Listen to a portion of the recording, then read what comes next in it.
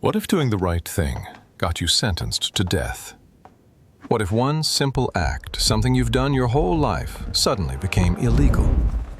And what if stopping meant betraying everything you believe in? Daniel had a choice: stay silent or face lions.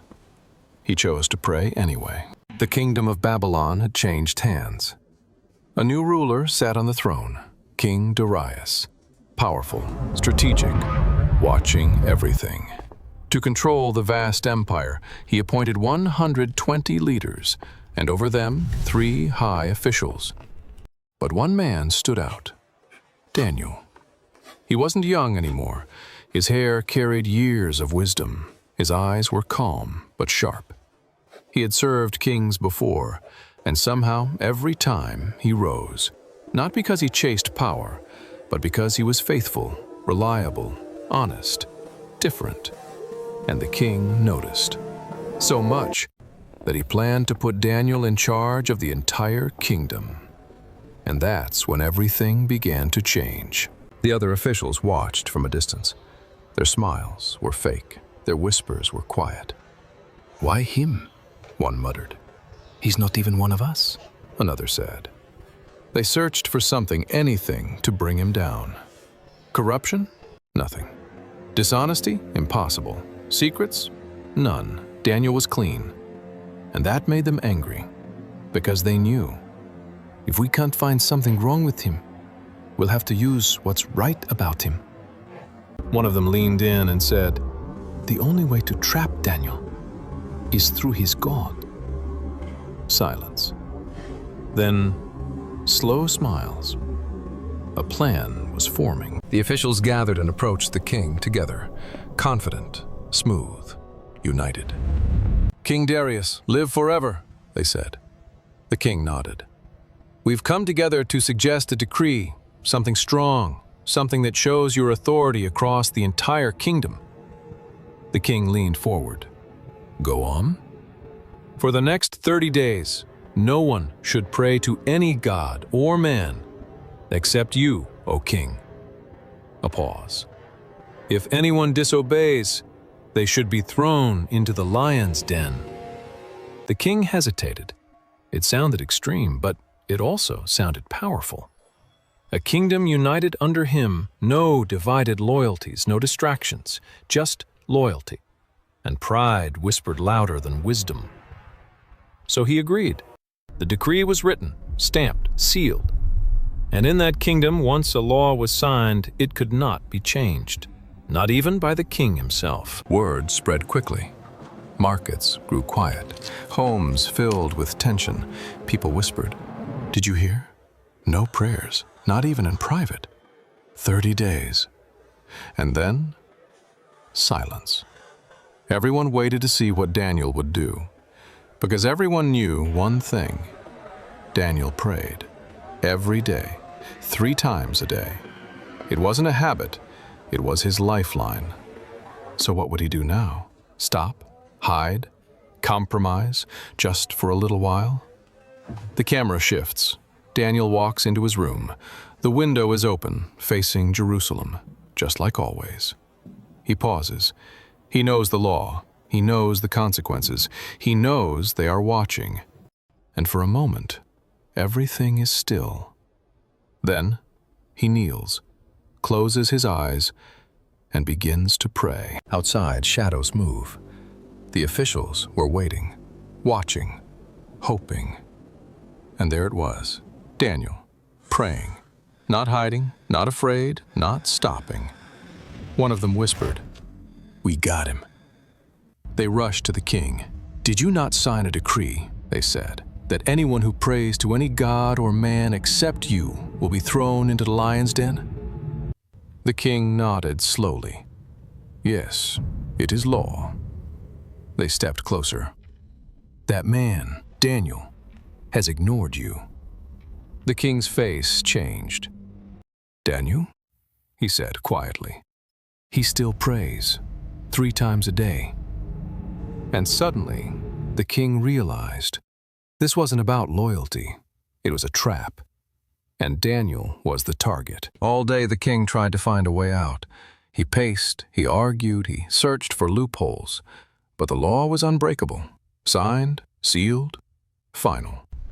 And as the sun began to set, the officials returned. "Remember, O king," they said, "no decree can be changed." The king's shoulders dropped. He had no choice. Daniel was brought forward. Their eyes met. The king's voice softened. "May your God, whom you serve continually, rescue you." It wasn't a command. It was hope, fragile and uncertain. The den was dark, deep, echoing with low, terrifying growls. The lions moved slowly inside, hungry, powerful, restless. Daniel stood at the edge. No chains, no struggle, just quiet faith.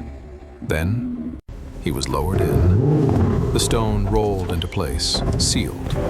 The king pressed his seal against it. No one could open it. No one could interfere. That night, the palace was silent. No music, no food, no sleep. The king lay awake, staring into the darkness. Meanwhile, inside the den, the lions moved closer, their eyes glowing in the dark, their breaths heavy, the tension unbearable. But then, something changed.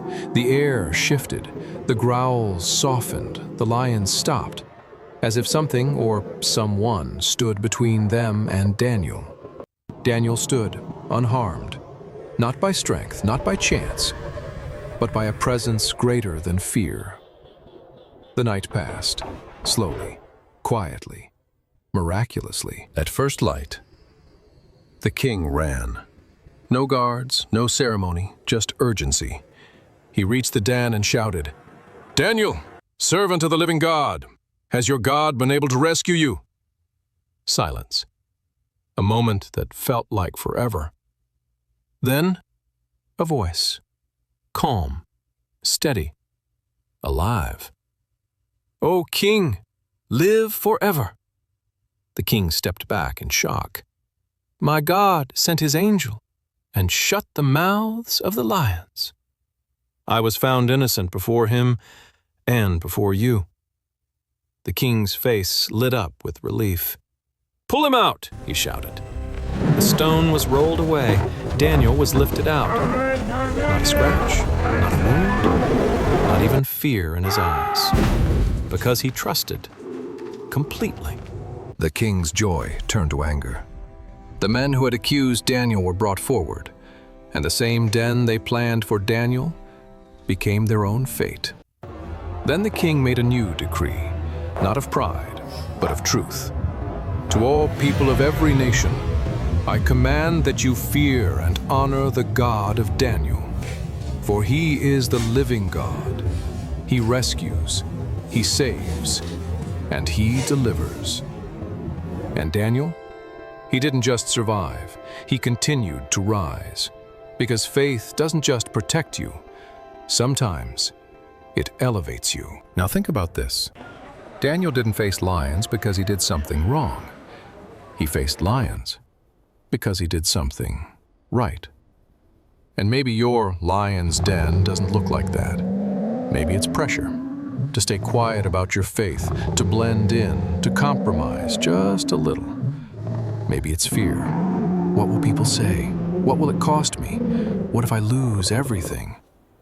Daniel had those same questions, but he made a decision.